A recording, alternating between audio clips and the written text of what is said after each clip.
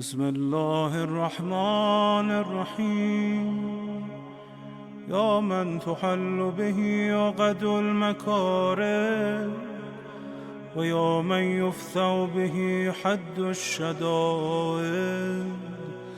ويا من يلتمس منه المخرج إلى روح الفرج.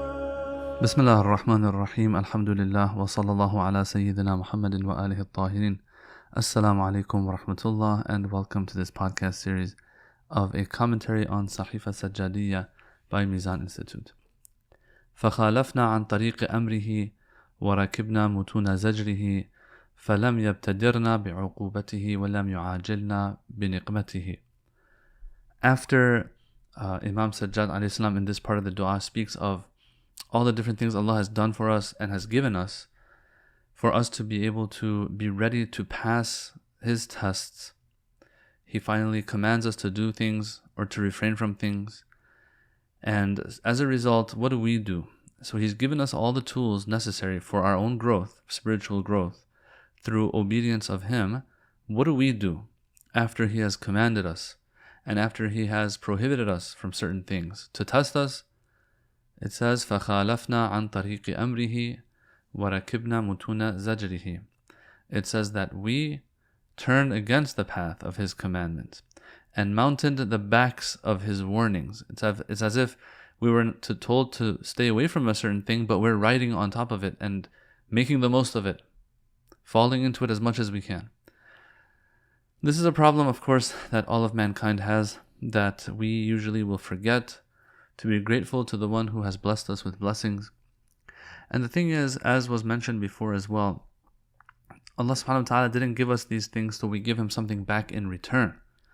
He gives us abundance, He gives us blessings so that we can use those to secure even more than what He has given us in this life.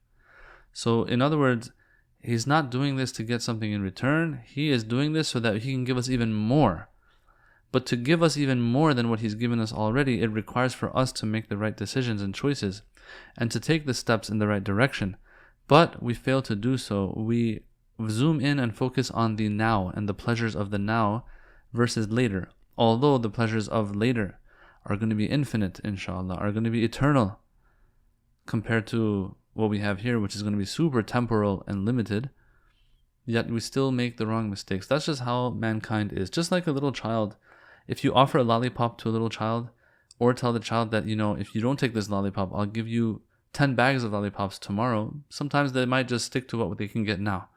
Just like a child will have 50-year-olds, 60, 70, 80-year-olds who are still looking at this life as if it's everything, and so they will stop at nothing to get whatever they want here. And you're telling them, or religion is telling them that, look, you can have much more if you just put aside certain aspects of this life. You'll be given eternal and infinite things on the other side, yet they still don't make that decision. Just like a child who goes for one lollipop versus bags of lollipops later. Alright, so if we're acting like children in this whole thing, and that's just an example that I'm giving, different examples can be thought of in regards to the poor choices we make. But just like children, if we're going to be like children, well, the one who is on the other side of the table that is trying to strike a deal with us for the akhirah, which is Allah subhanahu wa ta'ala, the one who's telling us to give up certain things here, nothing crazy, just to live within the boundaries of Islam, He who is on the other side of the table, how does He deal with this whole thing? So on one hand, I'm being like a child, just sticking to the now. Does that mean that the one who is also on the other side trying to strike a deal with me is going to be the same or not? Well, usually in this world, in this life of the dunya, people will retaliate the same way. And so they will act the same way. They will be unfair if you're unfair. They'll be childish if you're childish. Usually that's going to be the case. But with Allah subhanahu wa ta'ala, it's not like that. The Imam says, okay, this is us. خَالَفْنَا عَنْ طَرِيقِ أَمْرِهِ رَكِبْنَا مُتُونَ زَجْرِهِ. We did everything wrong and got all childish about it. Is He going to be the same? It says, فَلَمْ يَبْتَدِرْنَا بِعُقُوبَتِهِ. But He didn't retaliate like that. He was the bigger person in all of this, so to speak. وَلَمْ يُعَاجِلْنَا بِنِقْمَتِهِ Yet he hurried us not to his punishment, nor hastened us on to his vengeance. Now here it says vengeance. عقوبة means punishment. But I guess the translation didn't want to repeat the word punishment. And so I guess it just said vengeance. Niqmah doesn't necessarily mean vengeance. It could mean wrath. It can mean anger. We'll just say vengeance. Fine. I think the message is clear. He didn't rush to punish us and to let us be subject to his wrath and show us his wrath. So Allah subhanahu wa ta'ala, that's what sets him apart from everyone else out there. This Lord of ours, he doesn't retaliate the same way that we've been. Although we've been the worst when it comes to making decisions. Because look, the worst decision one can make is to trade infinity and eternity for anything less than that. Anything less than that. Even if it's 1 billion years of life that you get, 1 billion compared to infinity is like 0 compared to infinity. This is what they say. In anything you compare that's limited, you compare to unlimited, you compare to infinity, it's going to be less. Much less, as if it's 0. Okay, so we made those big bad decisions. What does he do? He doesn't rush to get us back for it, so to speak. He doesn't rush to make us subject to his wrath and anger and vengeance and punishment. Then what does he do? Well, he does what a loving and caring God and Lord would do. And I wish these excerpts of our du'as would be mentioned more and more in our lectures, in our Sunday school classes, in whatever else programs we have for youth, when we're talking to them, or as parents even to our kids. I wish we would talk about these things as well a little bit more, to highlight that this is the Lord we have, not a Lord of just punishment and wrath. Usually I'm not going to say usually, but you hear this a lot, that when parents, for example, they get angry at their kids, what's the first thing they say sometimes? Like, you did this, you did that, Allah's going to throw you in the hellfire. Allah's going to burn you. Allah's going to punish you. I don't know if that's something that is encouraged Islamically, to raise our kids with a fear of God in this way, as if he's waiting to get us back for something wrong we've done. But even if someone's going to say that, and is going to take that approach, they should at least give it a balance with also discussing these matters as well. When our kids make a mistake, we tell them, don't worry, Allah is all forgiving, Allah is all merciful, things like that. Let's read this part of this dua together. Every now and then to go over some of these lines. Maybe even listen to these podcasts with them. Not to force them though, but if they're ready for it, to at least listen to these parts with them, so that our kids growing up, they get that idea. Okay, this is just like my parents. I know if my parents might get upset at me, it's for my own good. Then Allah, even if he's getting upset at me, it's for my own good. It's not that he's waiting to punish me, or it's as if he doesn't want his hellfire to go to waste. And so, he's going to make sure some people end up there. No. وَلَمْ يُعَاجِلْنَا بِنِقْمَتِهِ بَلْ تَأَنَّانَا بِرَحْمَتِهِ تَكَرُّمًا وَانْتَظَرَ مُرَاجَعَتَنَا بِرَأْفَتِهِ حِلْمًا. These two lines are very nice. تَأَنَّانَا. Ta'annana comes from ta'anni, which means to go slowly with something. And this is just what I'm feeling, what I get from this word ta'anni. When it's used, at least in Farsi, you get this feeling that it's going slowly for something, because the person knows that that's the only way you'll get the result you're after. It's a slow movement, a steady pace that is accompanied with wisdom. That's what I want to say. It's a deliberate, slow and steady pace. Let's call it that. So here it's using that verb. It says that Allah subhanahu wa ta'ala ta'annana. So the English here that I have, it says, no, he went slowly with us through his mercy. Because of his mercy. As a result of his mercy, he went slow with us. Takarruman. In generosity, it says in the English translation that I have here, takarruman, generosity, or in a way that's honoring us.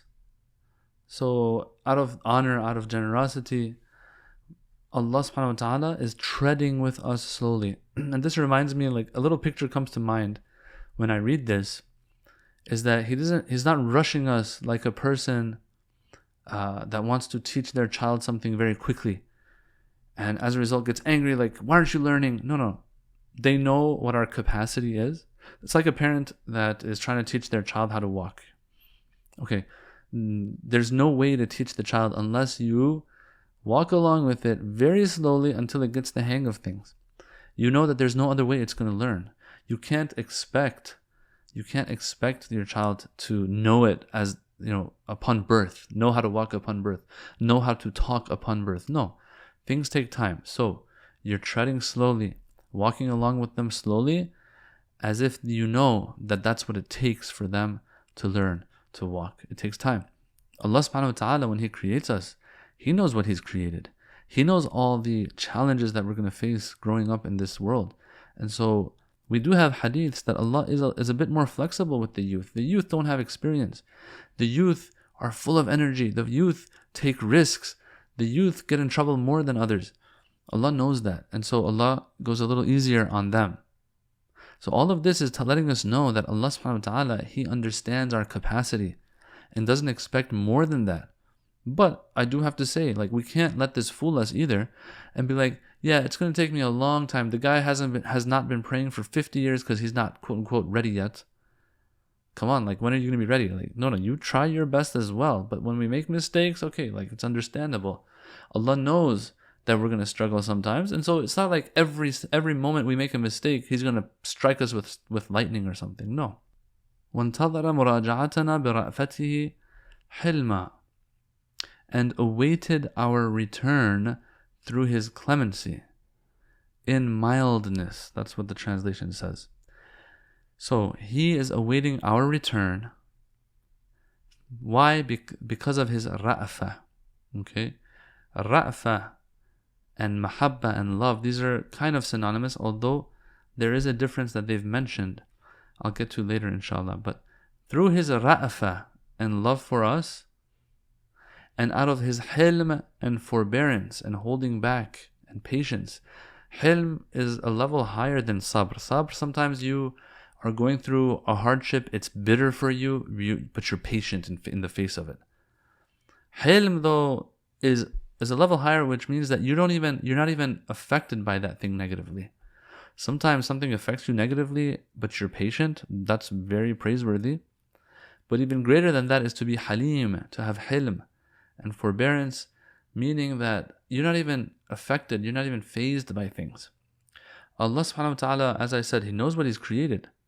So He's going to be halim towards us, waiting for us to return because of His ra'fa. So I said I will explain the difference between ra'fa and mahabba and love. And what I meant was the difference between ra'fa and rahmah. Rahmah is usually translated to mercy. Now here in the translation it says clemency.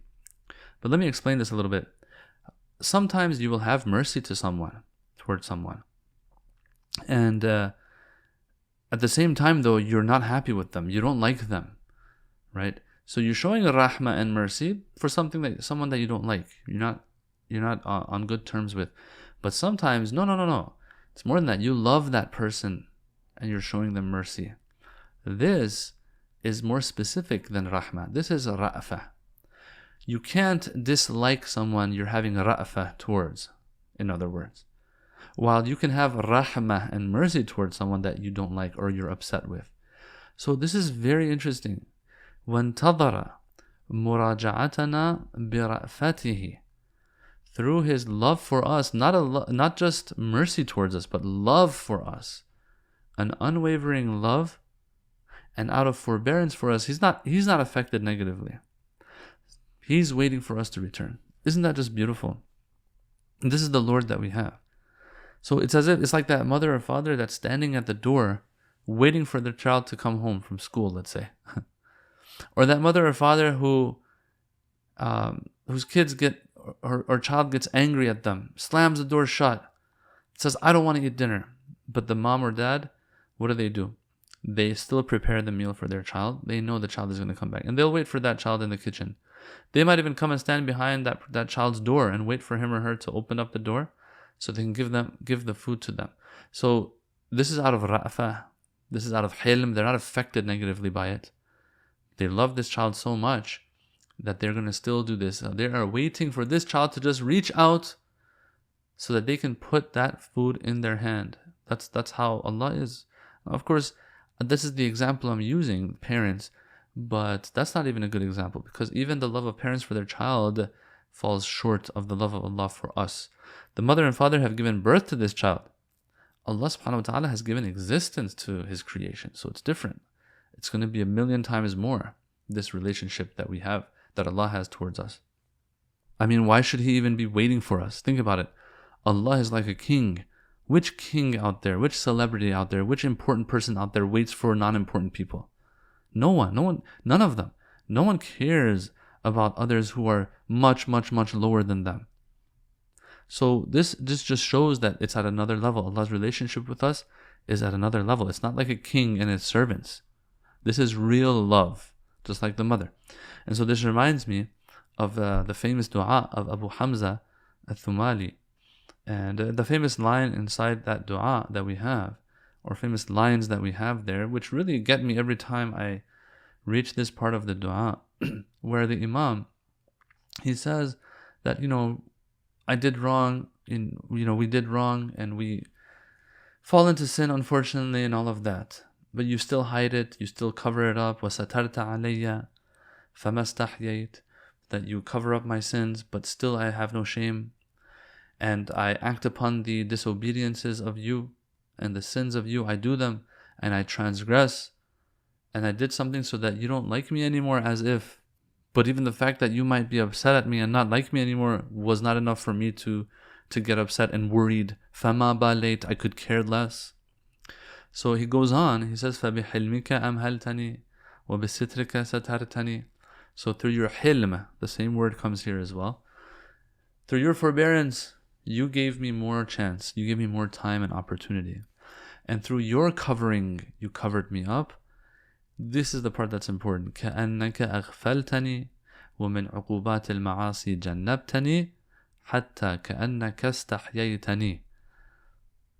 These, I would say, are another way of explaining what we just had in the dua of Sahifa, where he said, انتظر مراجعتنا برأفته حلما, painting a picture of that parent that loves their child so much, they're waiting for the child just to reach out, open their door so that they give them whatever they want.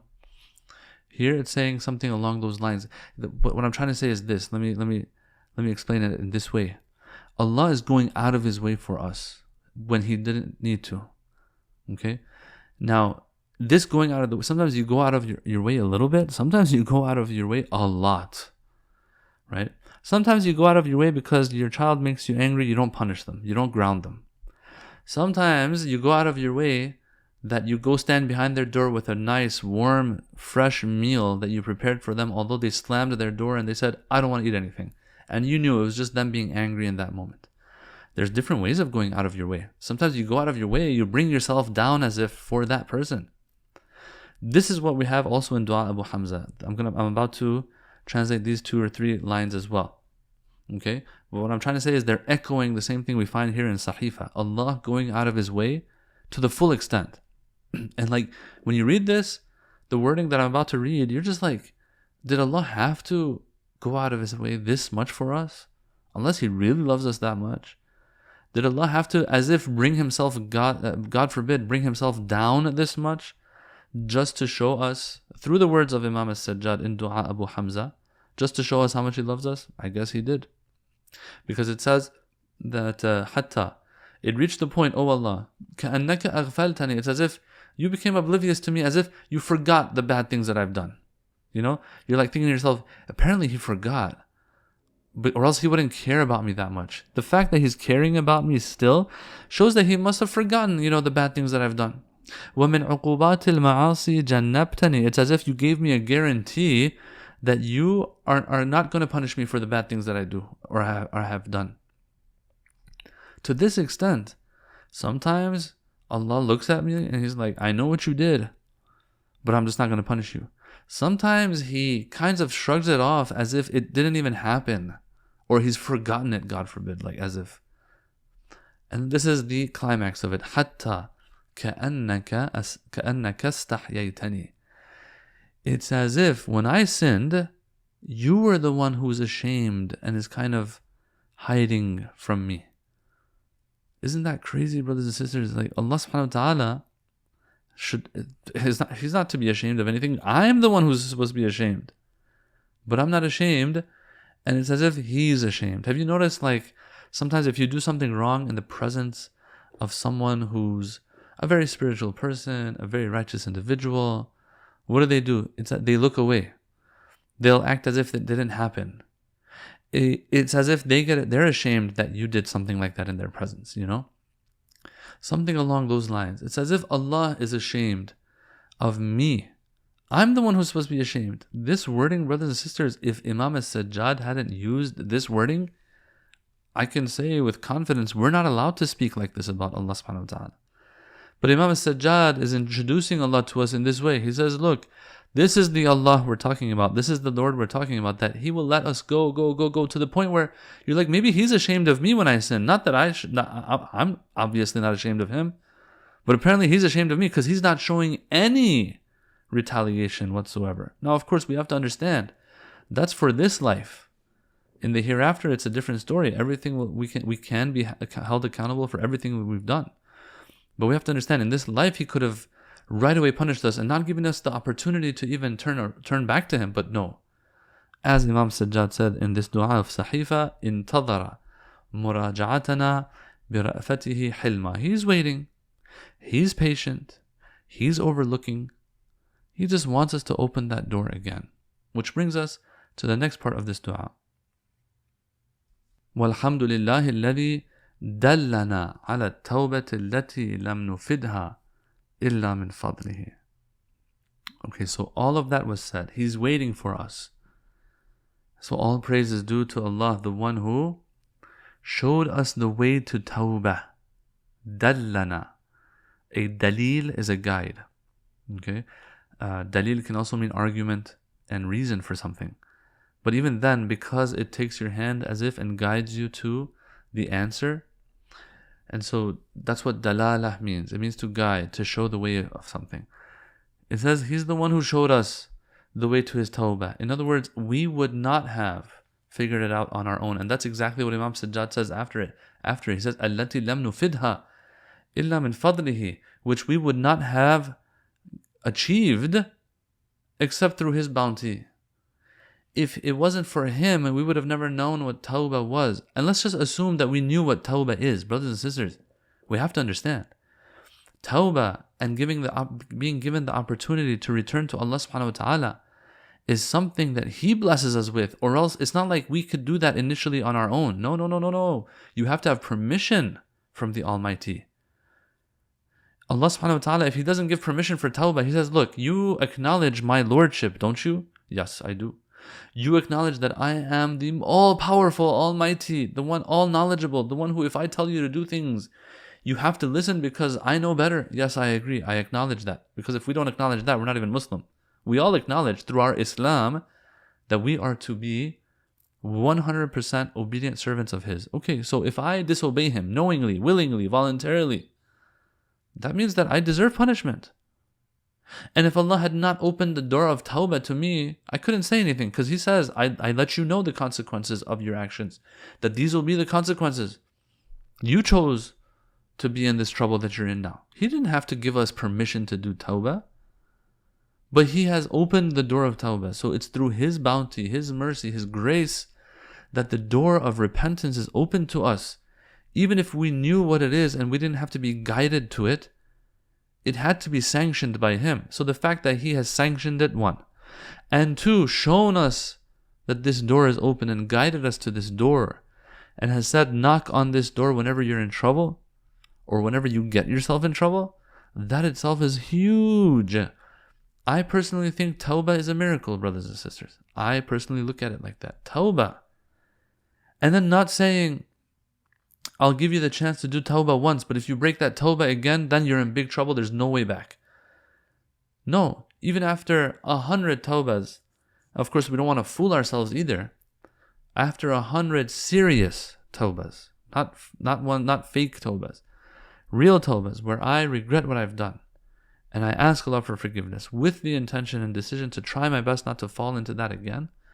Even though I might know that I might fall into it again, but still, I'm going to try my best not to. Okay, that's tawbah. 100 times you break your tawbah, return. We have a line of poetry in Farsi that says, Baza, baza, har anche hasti baza. Return, return. Whatever you are, return to Allah. Gar gabr u yahud u but parasti baza. Whatever you are. A polytheist, whether you're a Yahudi, whatever you are, return to him. In dargah ma dargah nomidi nist. This region of ours, this home of ours, this place of ours, it's referring to Allah and His mercy, right? Is not a place of hopelessness. If you're connecting yourself to Allah, this is not a place of hopelessness. Sad bar agar tawbah shikasti baza. 100 times if you broke your tawbah, return to Him. Of course, as I said, we're not going to fool ourselves either. I just do whatever I want. I'm just like, astaghfirullah, astaghfirullah, and I do it again. No. Tawbah means, for those who might ask, tawbah means that you are regretful, and you ask Allah for forgiveness, and you have a decision and resolve to try your best not to make that sin again, not to commit that sin again. Now, of course, if you fall into that sin again, that requires another tawbah, and so on and so forth, right? And so sometimes people even ask, well, how do I know that my tawbah has been accepted by Allah? And so the hadiths, very clearly, they say that if you find that you didn't return to that sin, then that means your tawbah is accepted. In other words, your tawbah is always accepted, brothers and sisters. Your tawbah is always accepted, and if we break our tawbah with a sin, then it's time for another tawbah. But if it ever happens that after a certain tawbah you never go back to that sin, then it's accepted. So it's accepted until we break it again. Then that will require another tawbah. I don't know how to thank Allah for this blessing, but Imam al-Sajjad, he says it really nicely as we go on through this. It says, just to show how great a blessing this is, he goes on to say, فَلَوْ لَمْ نَعْتَدِدْ مِنْ فَضْلِهِ إِلَّا بِهَا لَقَدْ حَسُنَ بَلَاؤُهُ عِنْدَنَا وَجَلَّ إِحْسَانُهُ إِلَيْنَا وَجَسُمَ فَضْلُهُ عَلَيْنا. That had we nothing to count as His bounty but this, here I'm going to just say blessing. His blessing of us would have still been enough. His beneficence to us would be great.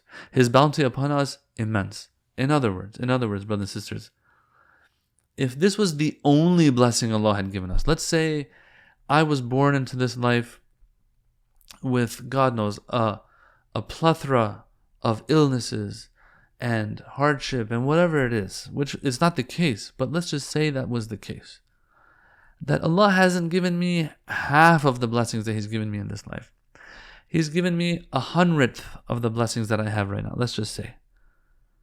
If that was the case, but I did have tawbah, still that would be enough of a blessing. Imagine that you have 0 blessings from God except one, and that is that you have tawbah. Okay, you come into this life. Okay, you're living your life. There's infinity and eternity on the other side that you can achieve in this life. But Allah has barely given you any tools to achieve this, has given you barely any help for any of this. Yet He's given you the door of tawbah to open it up whenever you do mess up. That is enough. You know why? Because that shows that we, through this tawbah, if we mess up again and again, we can still secure the akhirah for ourselves through tawbah. But think about it. Look at the flip side. If He had given us all the blessings of this life, but had not given us the door of tawbah, how many of us would make it? I don't think many of us would make it, if any at all. And that's where you start to come to this conclusion that it seems that tawbah is part of the package, part of the deal. It's as if Allah wants to accomplish something through allowing us to have tawbah.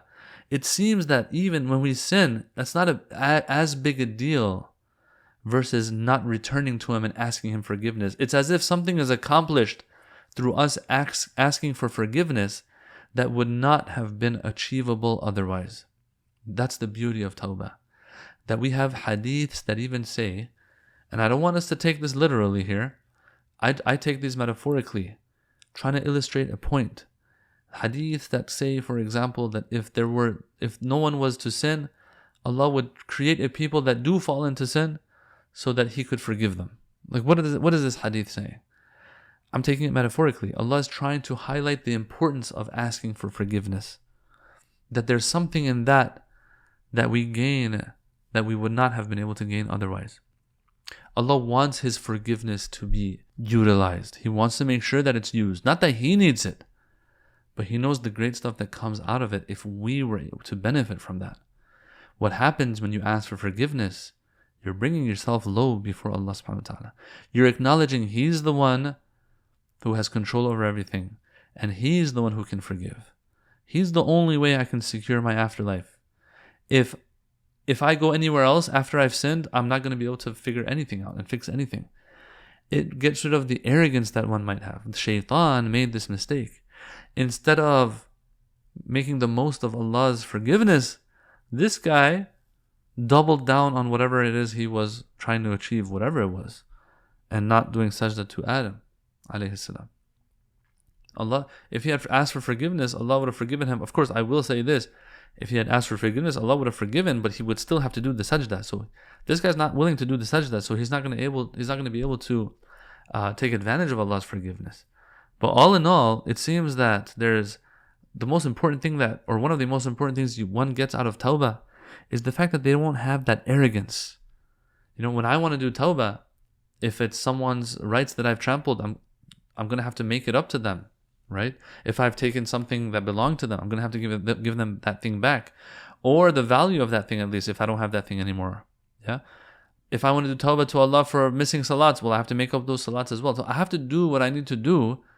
But at the end of the day, this arrogance is going out the window. I'm putting aside my ego and my arrogance for Allah subhanahu wa ta'ala. This itself does wonders for one's iman. And so one can conclude that yes, this is part of our journey towards Allah subhanahu wa ta'ala. Tawbah is part of that. And so we shouldn't be ashamed of it. We should make the most of it, while at the same time, we're careful not to take advantage of it in a way that we're fooling ourselves either. There are other details in regards to Tawbah and all of that as well. Some people ask that, for example, we read in Nahj al-Balagha that a true Tawbah is one in which you melt away the flesh that you committed the sins with. You fast, I guess, things like that, until it reaches a point where that flesh that you committed the sin in has melted away and is replaced by other flesh. Things like that you will have. But our scholars, based on all of our literature, not just this one that you find, this one line that you find in Nahj al-Balagha, but all in all, looking at all of the different sources that we have and all the literature that we have, because we have a lot of literature in regards to Tawbah, the conclusion that is drawn is that yes, for some who have reached very, very high levels of spirituality, they have to have that type of Tawbah maybe. But for the normal people out there, they don't have to go to those lengths to make sure that their sin is forgiven. All it takes is to be regretful, is for us to get back up on our feet and try our best. I will say this as well, and I think there's hadith for this as well, that when Allah subhanahu wa ta'ala sees His servant trying their best to get back up on their feet, but they keep falling, but Allah sees that they are making an effort, inshallah, eventually Allah will take their hand and help them out of that. All in all, the conclusion we draw is that Tawbah is to our benefit, number one, and number two, they want us to keep trying and not give up and lie down on our backs when we fall, but rather get up and try to run towards the destination and not worry about the fact that we did hit the ground. It seems that is part of the journey, inshallah. Walhamdulillahi Rabbil Alameen. Wassalamu alaikum wa rahmatullahi wa barakatuh.